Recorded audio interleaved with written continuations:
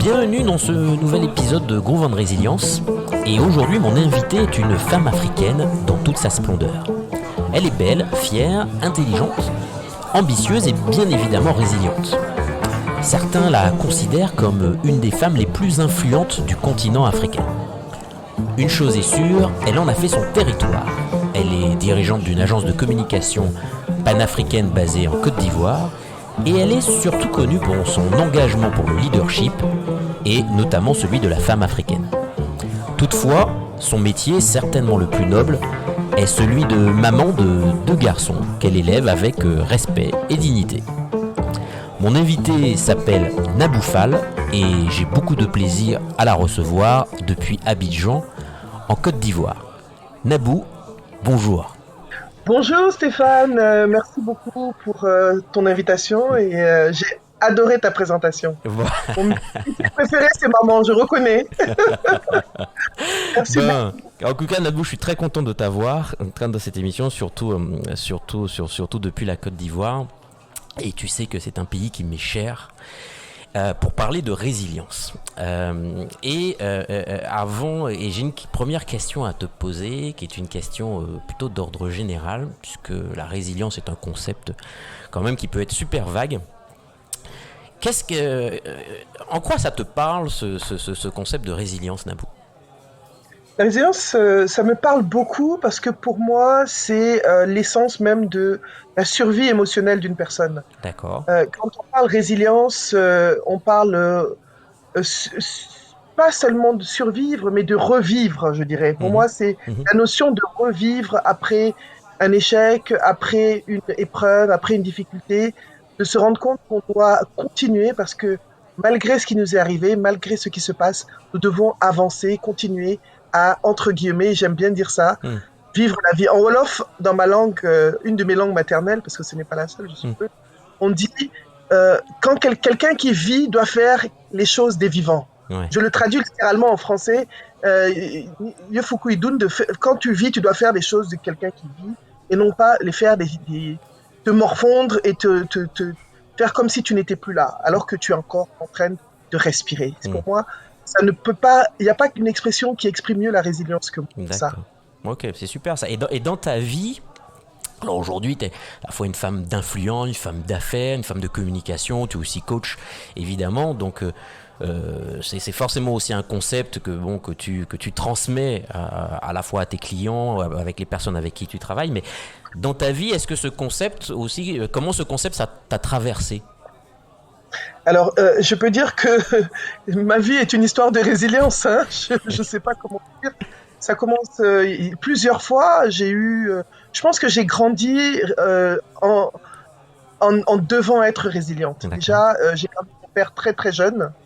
Donc, ça m'a... Et je me suis rendu compte à un moment, quand on est enfant, on se dit, oui, pourquoi est-ce que je n'ai pas papa, surtout à l'époque, je veux dire, pour nous qui sommes nés dans les années 70, c'est pas comme maintenant où les familles monoparentales, ce n'est plus vraiment quelque chose d'original, c'est quelque chose de presque normal. À l'époque, tu vois tout le monde à son papa et à un moment, tu te rends compte que il reviendra plus jamais, il est mort. Ouais. C'est pas comme s'il est parti ou s'il est quelque part et tu apprends déjà petite fille, j'avais 4 ans quand mon père est décédé et je me suis rendu compte que voilà, c'est quelque chose avec qui tu vas devoir vivre avec et quoi qu'il arrive, tu vas devoir avancer dans ta vie sans ton papa. Ensuite, j'ai été une enfant très malade, très enfant. Je peux dire, j'ai passé une bonne partie de mon enfance à l'hôpital. Donc, j'ai subi de nombreuses opérations. Donc, moi, je passais la moitié de l'année scolaire à l'hôpital. Hein. Je me rappelle très bien à l'école primaire et je débarquais à l'école 3 mois après la rentrée ou 6 mois après. Et je me souviens, à Noël, une fois, on nous a dit que c'était... comment elle s'appelle, la grande chanteuse il y avait une chanteuse pour enfants qui devait venir, je ne sais plus si c'était Annie Cordy ou quelque chose comme ça, c'est pour vous dire mon âge. Mes références. Chantal Goya. Désolé. Et je passais Noël, il m'est arrivé de passer Noël à l'hôpital et je me rappelle que que Chantal Goya va venir voir les enfants malades. Donc quand on passe son enfant jusqu'à 10 ans, 11 ans à l'hôpital, malade à subir des interventions dans la douleur, parce que je me rappelle encore des nuits après les opérations où j'étais une enfant, mais les douleurs sont là, hein, je m'en souviens. Donc forcément, tu apprends à devenir résilient. Je veux dire, ça fait partie de toi. Et ça explique peut-être une partie de ma personnalité aujourd'hui où je prends les choses avec beaucoup de positivité parce que finalement, voilà. Et ma mère a été aussi quelqu'un J'étais à l'hôpital, ma mère était à l'hôpital aussi très malade, très jeune. Et donc tout ça, ça te forme. Mon père décédé, moi à l'hôpital, ma mère à l'hôpital pendant une période. Bon, mais c'est la vie, on est là aujourd'hui, hein, donc qu'est-ce que tu veux? Et j'ai vécu la guerre. C'est clair. C'est clair, mais c'est vrai que tu dis c'est ce qui certainement a forgé ta personnalité, parce que dans toutes tes apparitions, en tout cas, tout le monde te reconnaît quelque chose, c'est une forme de positivité, une forme d'énergie extraordinaire, tu es quelqu'un de lumineux, mais cette énergie phénoménale, je suppose qu'elle n'est pas tout le temps au top niveau. Enfin, il y a bien des fois où Naboufal est peut-être aussi en énergie basse. Comment tu fais pour récupérer ton énergie et mener tous les projets que tu mènes? Bah, écoute, oui, énergie basse, oui, j'ai fait même un burn-out l'année dernière. D'ailleurs, témoigné dessus pour une chaîne de radio, une chaîne de télé internationale, qui a fait un reportage qui voulait quelqu'un qui témoigne. Et je me suis retrouvé à un moment où je n'arrivais plus, en fait. C'est-à-dire que j'ai dû couper tout. Et quand je n'arrivais plus, tu sais, le burn-out, c'est quelque chose qui ne te prévient pas, c'est quelque chose qui te tombe dessus et c'est quelque chose que tu ne comprends pas. Et moi personnellement, chacun a des manifestations du burn-out. Je suis allé jusqu'au point où j'ai eu des baisses de tension. J'ai jamais eu de baisse de tension de toute ma vie. Ah oui. Jamais. Et mon corps, le corps ne répond plus en fait. Ouais. J'étais épuisée, j'avais des trous de mémoire. Je continue d'ailleurs à avoir quelques trous de mémoire. Le corps ne répond plus. Je me mets à pleurer en réunion avec mes associés. On est assis, je pleure pour un oui, pour un non. Eux-mêmes ne comprennent pas. D'ailleurs, j'ai même une de mes associées qui a témoigné dans mon reportage pour raconter un petit peu comment je réagissais. Et tu te dis, écoute, il faut que je stoppe. Alors, ce que j'ai fait, je suis allé quelque part. Pendant une semaine, j'ai dormi et puis je me suis reposée en fait. Hein. Il faut arrêter, il faut couper tout. Il faut. Surtout aujourd'hui, on est très sollicité par le téléphone. Je vais le dire. Tu vois, le téléphone, il faut accepter quelqu'un comme toi, tu comprends. Je veux dire, les gens qui comprennent que, des fois, tu peux ne pas répondre tout de suite, toi aussi, des fois, tu peux ne pas répondre tout de suite. On se comprend. Mais il y a beaucoup de gens qui attendent l'instantané. On est dans la culture de l'instantané. Il faut se libérer de cet instantané et se mettre en priorité. Et une de mes associées m'a appris une chose. Elle m'a dit, il faut que tu fasses les choses pas selon le temps des personnes, mais selon ta disponibilité. C'est pas parce que les gens attendent que tu leur réponds tout de suite que tu vas tout de suite. Tu réponds quand tu peux. Donc je me permets de fermer mon téléphone. Je me permets de ne pas répondre quand je ne peux pas ou quand je ne suis pas prête. Je me permets aussi de me reposer, de m'arrêter. Je me permets de travailler de mon lit et de faire des podcasts de mon lit, comme maintenant. Je me prends plus la tête où on te dit non, tu sais, le matin, il faut se réveiller, il faut se laver comme à telle heure, il faut être assis au bureau pour faire le travail. Non, je fais les choses comme je les sens, comme elles m'arrangent, et je m'impose pas de règles. L'essentiel, c'est que les choses soient faites à ma façon, et non pas à la façon dont on dit qu'elles devraient être, en fait. Mais ça, c'est une leçon... ce sont des leçons que tu tires de ton expérience du burn-out, ou c'est une discipline que tu t'étais mise avant ton burn-out? Je pense que le burn-out a beaucoup joué. Avant, ce que je faisais, c'est que, c'est vrai, je me reposais, mais je me reposais pas assez et j'ai appris aussi à dire non. Parce que, quel que soit, je pense que tu dis la même chose que moi, tu sais très bien de quoi je parle. Tu sais qu'on est extrêmement sollicité, à droite, à gauche, et on a aussi des familles. Tu as besoin de te ressourcer avec ta famille. De leur donner aussi la bonne partie de toi. Tu peux pas seulement la donner à l'extérieur. Tu dois pouvoir être à 100% aussi pour tes enfants, pour ta maison, pour ton environnement de confort, en fait. Donc, j'ai beaucoup appris, j'ai plus appris à dire non après ça, parce qu'à un moment, on pense qu'on peut tout faire et le corps te dit stop. Finalement, tu n'es pas une machine, tu es un humain et tu dois pouvoir t'arrêter. Ouais, ok. Mais je connais ton combat aussi pour le leadership de la femme africaine. Est-ce Est-ce que ton propos, il y aurait une différence d'ailleurs pour la résilience des femmes et la résilience des hommes, selon toi? Justement, dans mon travail sur le leadership avec les femmes, j'intègre aussi la notion de bien-être et de self-care, soin de soi, parce que on ne peut pas leader, on peut pas être un bon leader, on ne peut pas lead, pardon, on dit en anglais, si on ne récupère pas. Et la femme a une capacité de résilience, je suis désolé de le dire, supérieure à l'homme. Je veux dire, moi je vais prendre un exemple, hein, tu n'as jamais accouché, mais le jour où tu accouches, tu sauras que euh, le lendemain, tu peux être debout. Hein. C'est pas parce que tu as accouché aujourd'hui, en tout cas quand tu accouches normalement, c'est pas une césarienne. Le lendemain, tu peux être debout. Moi, je sais que j'ai accouché un lundi, le mardi, j'étais déjà dehors, hein, et le mardi soir, j'étais dans les magasins. Je dis, j'ai accouché hier. Il me regardait comme ça. Ah bon? Et je dis, oui, l'accouchement n'est pas une maladie. Ouais. La femme a une capacité de récupération émotionnelle. On prend plus les émotions, on est plus émotive, mais finalement, on récupère plus les émotions. Pas parce qu'on a cultivé cette capacité au fur et à mesure des siècles dans l'éducation, surtout la femme noire en général, qu'elle soit aux États-Unis, qu'elle soit aux Caraïbes, qu'elle soit en Afrique. La femme africaine d'Afrique et de la diaspora, on nous a toujours dit qu'il fallait être forte et on ne se laisse jamais le temps de ne pas être forte. Et finalement, ne plus être forte, c'est aussi un signe de leadership. Oui.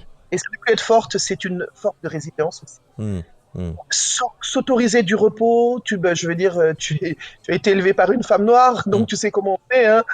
Tu sais qu'on est toujours en train de se battre pour nos enfants, on est toujours en train de se lever pour tout le monde. Et finalement, il y a un moment où il faut savoir se recentrer et se retourner vers soi.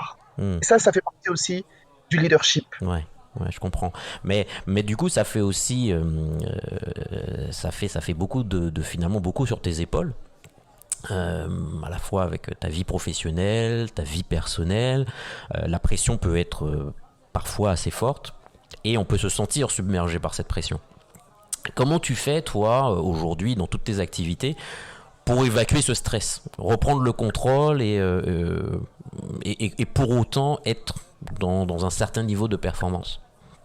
Alors, ce qui est bien, c'est que j'ai réussi à un peu supprimer, pas supprimer totalement, j'ai une façon de relativiser ce qu'on appelle le stress.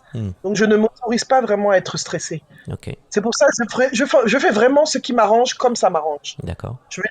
J'ai quelque chose à faire, je me dis, ok, je dois le faire. Je le fais à mon rythme.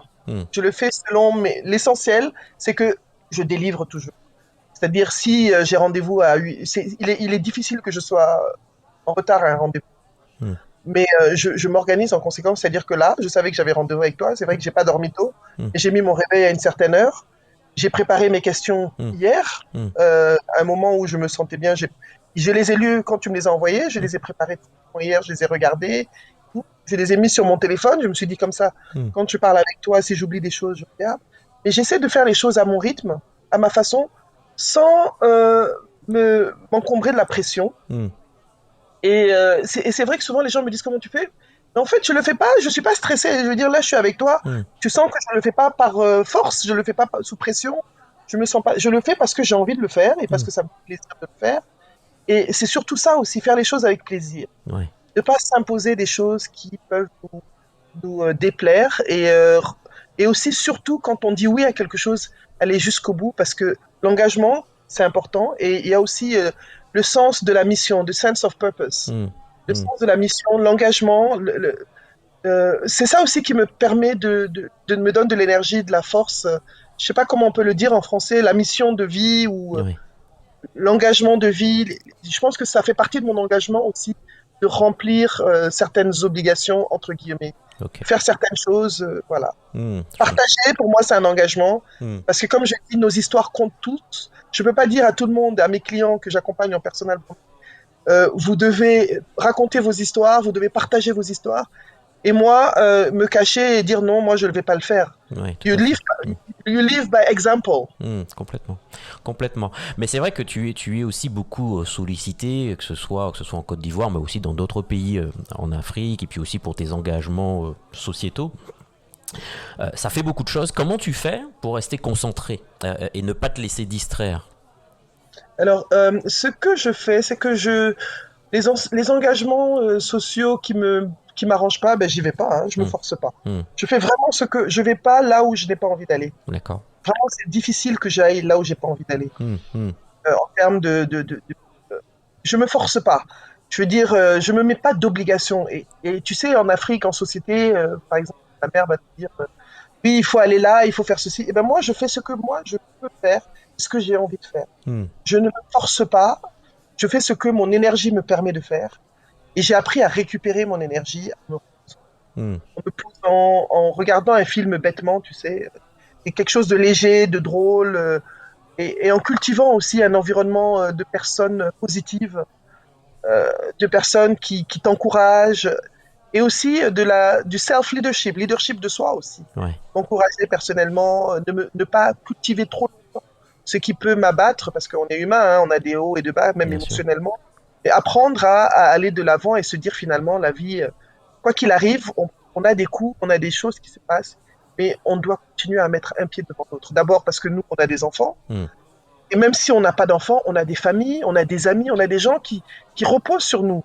On a un écosystème qui compte sur nous en tant que soutien, Hmm. quel qu'il soit, que ce soit professionnel si on est entrepreneur ou que ce soit personnel si on a la famille. Donc on se doit de continuer et d'avancer Hmm. et de se dire finalement le soleil il est là, quoi qu'il arrive dans la vie, le soleil continuera de briller, les plantes seront toujours là, alors faisons comme la nature, essayons de continuer à fleurir, à briller comme cette nature qui est immuable et nous sommes le seul élément mobile Hmm. de cette nature finalement. Hmm.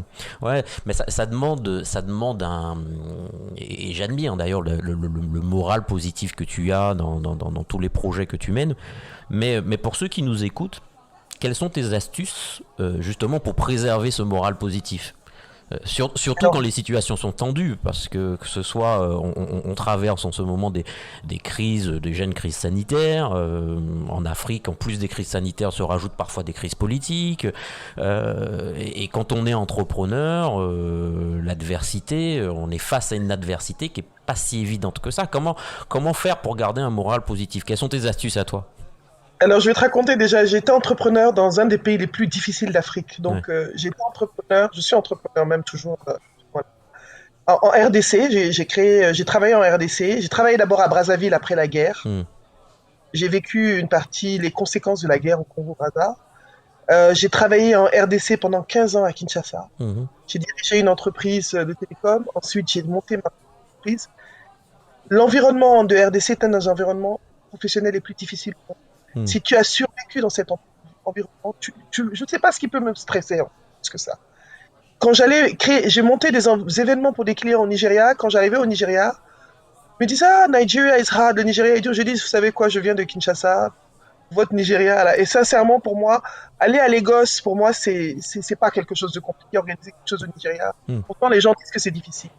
Donc, le fait d'avoir vécu tout ça, je pense que ça a aussi contribué à construire ma résilience. Hmm. Je me suis retrouvé, moi qui venais d'abord, tu sais, quand tu viens de France à l'époque, après tes études, tu viens, et moi j'ai grandi en Côte d'Ivoire, mais j'ai passé beaucoup de mon primaire en France, mon lycée en France, mon université en Europe, aux États-Unis. Et tu viens là, au début, t'es pas résilient, il faut qu'on se le dise. Hmm. Au début, tu es un peu enfant gâté, quoi.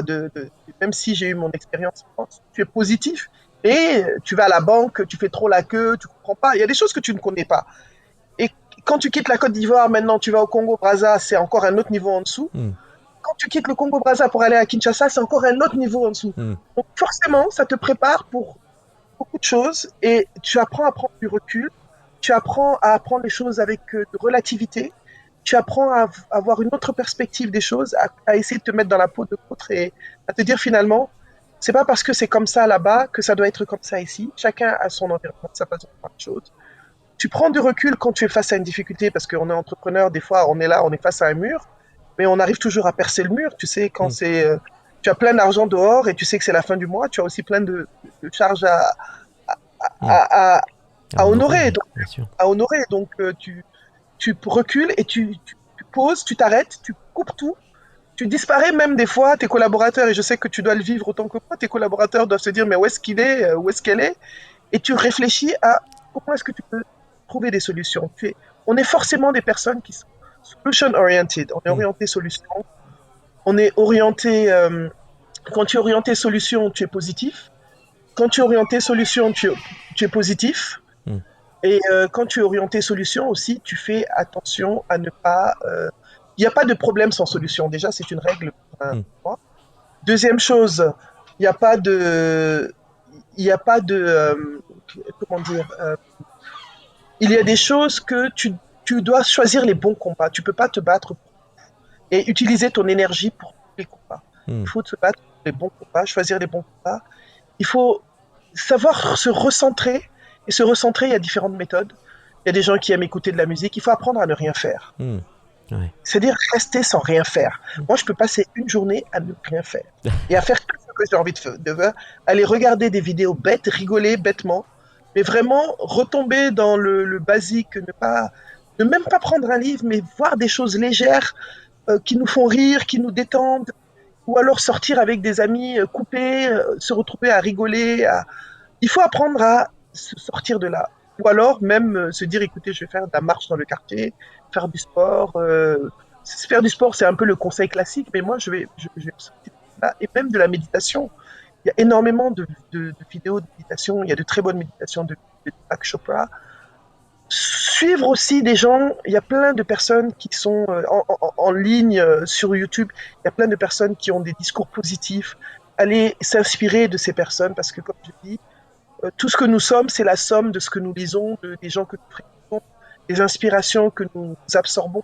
Donc, essayons de nous abreuver de choses positives en allant écouter des histoires de personnes. Parce que chaque personne que nous rencontrons a une histoire, a une histoire difficile, a des challenges.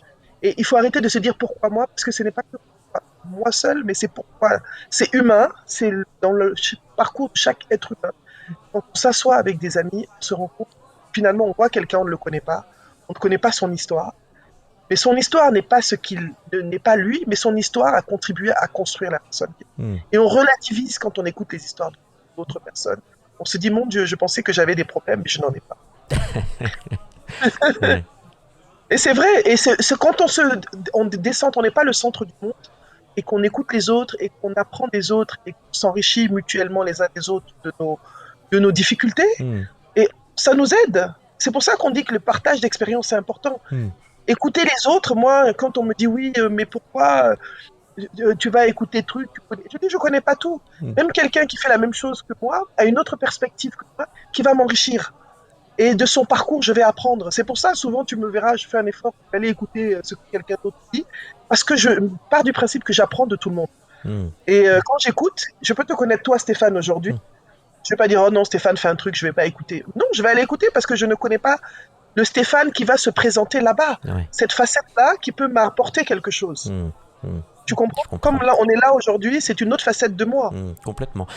Tu disais tout à l'heure quelque chose qui m'a interpellé. Tu disais il faut choisir aussi ses causes, il faut choisir ses combats, etc. Comment tu sais que tu agis dans ce qui est pour toi la bonne direction ? Écoute, on sait pas toujours... comment tu choisis tes combats ? Alors, d'abord, je vais reprendre la question en deux places. Tu as dit la bonne direction. La bonne direction, on la connaît pas toujours. Écoute, on est humain, des fois on se plante. Et puis on avance. Si on se cogne, on se cogne. Si ça va, on continue. Si ça va pas, on change de chemin. Et voilà, et des fois, on sait pas. Des fois, on pense que c'est la bonne direction. Et on se rend compte qu'en fait, c'est pas la bonne direction. C'est la vie. On fait avec. Et des fois, on recule pour mieux avancer après. C'est un peu comme une catapulte. Ça va en arrière. Ensuite, les combats, il ne faut pas...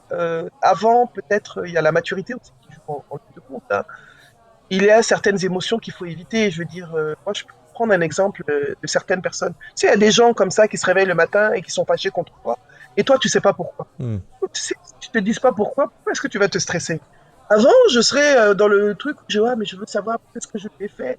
Finalement, c'est cette personne qui a un problème. Il y a un livre qui m'a beaucoup aidé pour ça, d'ailleurs, c'est le livre de Don Miguel Ruiz, que je parle partout, j'adore ce livre. Les 4 accords Toltec, que je recommande fortement à tes auditeurs, qui te dit quand quelqu'un réagit d'une certaine façon, des fois, c'est pas de ta faute, c'est parce que cette personne a des problèmes, a des douleurs qui ne sont pas soignées, qui ne sont pas guéries, qui ne sont pas apaisées, à des choses en elle, et elle reporte ces choses sur toi. Alors, pourquoi s'attarder sur ça quand ce n'est pas ton problème, c'est son.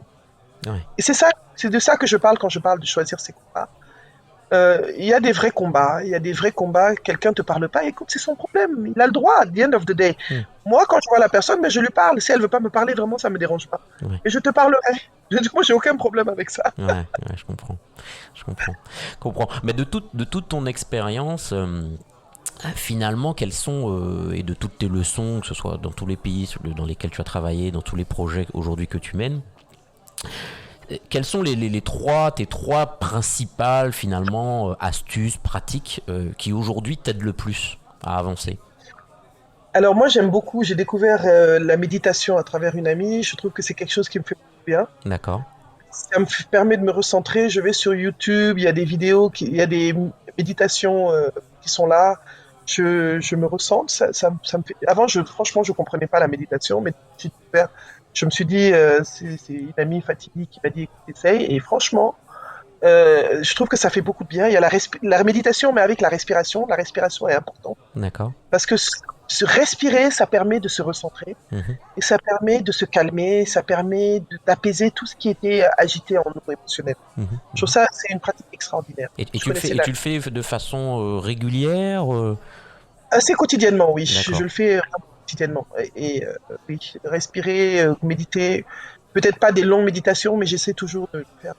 Il y a aussi quelque chose de très bête, c'est écouter de la musique qu'on aime, danser, faire s'octroyer des moments de détente et de folie, de rire, se prendre en autodérision, ne pas se prendre au sérieux. Ne pas se prendre au sérieux, c'est extrêmement oser faire des choses qui sont où les gens te disent ah mais tu es quelqu'un de sérieux. Ça veut dire quoi être quelqu'un de sérieux? Moi ça veut rien dire. Ce qui est important c'est d'être soi-même. Ouais. Si on a envie de déconner, excusez mon vocabulaire, mais de se lâcher complètement. Moi j'aime bien faire des petites vidéos délirantes que je poste j'en ai un groupe avec des amis sur Facebook complètement délirant. C'est des gens très sérieux mais qui très sérieux professionnellement dans leur vie, mais être drôle, ce n'est pas ne pas être sérieux. La preuve, Maman, qui est quelqu'un d'extrêmement brillant, est un comique. Mais c'est quelqu'un qui fait rire, mais il est sérieux. Voilà. Il faut qu'on arrête de mettre les gens dans les cases. Il faut pas accepter de rentrer dans les cases. Il faut se laisser être. Ouais. Et il faut apprendre aussi à se mettre en priorité. Ça aussi, c'est une pratique. Non, c'est quelque chose que j'ai appris. Parce qu'avant, dès que tu me demandes un truc, oui, tu peux venir au fin fond de la planète, tu vas venir, il y a une réunion et tout. Et même si on te dit que c'est bien payé, ben j'y vais pas. Si je peux pas, si je me sens fatigué, j'ai pas envie d'y aller, je le fais pas. Avant, je le faisais pas. Je montais dans l'avion, je partais. Ouais. Et je suis contente. En mars, heureusement d'ailleurs, j'ai refusé un engagement en Afrique du Sud parce que j'avais décidé que. Mais tu sais, on te paye. Je dis, c'est pas une question d'argent, c'est une question de préservation, self-preservation. C'est une question pour moi. Et j'ai bien fait, sinon j'aurais été coincé là-bas pendant 8 mois. Donc il faut savoir dire non, il faut savoir se concentrer. Quelle que soit la pratique spirituelle qu'on a, quelle que soit notre religion, je pense que la prière apporte du bien. La prière et la prière positive. Moi je suis musulmane, quelqu'un peut être bouddhiste, quelle que soit la religion, quelqu'un qui n'a pas de religion peut tout simplement s'accrocher à des affirmations, parce que je suis quelqu'un de tolérant, je pars du principe que tout le monde est obligé d'avoir la même croyance. Donc, en fonction de la croyance qu'on a, se parler à cette force infinie, à ce Dieu supérieur, lui dire ce qu'on pense et se parler à soi aussi, des affirmations positives aussi, c'est quelque chose que j'utilise. Allez, tu peux y aller, allez, tu vas le faire, allez, vas-y, tu es forte. Et puis des fois, se dire, bon, c'est vrai que je suis forte, mais là, j'ai besoin de me reposer, de ne rien faire et de fermer mon téléphone. Les gens vont te dire, ah, j'arrive pas à te joindre depuis 2 jours. Ben, écoute, ouais. Ok. Donc tu dis, pour toi, donc écoute, la méditation quotidienne, c'est quelque chose que tu fais et qui t'aide. Tu as des moments, tu t'octroies des moments de rigolade. Beaucoup, un peu trop peut-être. Et ta troisième pratique, c'est tu dis non quand tu le sens pas, quoi. Quand tu sens que ton intégrité physique, psychologique n'est pas préservée, quoi. Exactement. Et tu sais que j'ai d'ailleurs fait une formation de laughter therapy, hein. D'accord. La coach en rire, mais bon, j'ai pas encore utilisé ça sur des clients, mais je l'ai fait pour moi, ça m'a fait du bien. C'était une bonne formation, la thérapie par le rire. Et parce que j'adore rire. Ouais. Et je trouve qu'on doit pouvoir rire de soi avant de pouvoir rire des autres. Complètement. Ok. Bon, bah écoute, on est arrivé à la fin de notre entretien. Donc Nabou, je te remercie vraiment beaucoup pour ton partage, pour ta simplicité, ton honnêteté, ta légèreté. C'est vraiment beaucoup de bonheur, en tout cas pour moi, dans le cadre de cet entretien. Et je suis sûr que nos auditeurs y trouveront aussi beaucoup de plaisir. Il me reste plus qu'à te souhaiter une excellente journée. Et puis à très bientôt, et certainement à Abidjan, où je sais déjà que tu m'attends et que tu me recevras, en tout cas avec plaisir. Merci beaucoup Stéphane, en tout cas on t'attend chez toi ici, parce que tu es chez toi aussi à Abidjan, je sais que je suis chez toi aussi, donc reviens-nous vite. Okay. Je sais que ta femme ne nous entend pas, ses sœurs d'Abidjan l'attendent avec impatience. J'arrive. Ok, merci beaucoup Stéphane pour cette belle interview et vraiment... très très belle initiative sur la résilience, parce que je pense qu'on en a énormément besoin. En ce moment, on a besoin de sentir qu'on est tous ensemble et se parler quand on ne peut pas se voir, se communiquer, ça nous donne... Moi je dis, il y a eu une résurgence de podcasts et de webinars. Pourquoi ? Parce qu'on est des personnes humaines, on a besoin de contacts sociaux. Et tout ça, pour nous, c'est une façon de guérir tous ensemble. Complètement. Voilà. Merci beaucoup. Merci. Je te souhaite un excellent dimanche, cher frère. À bientôt. Merci.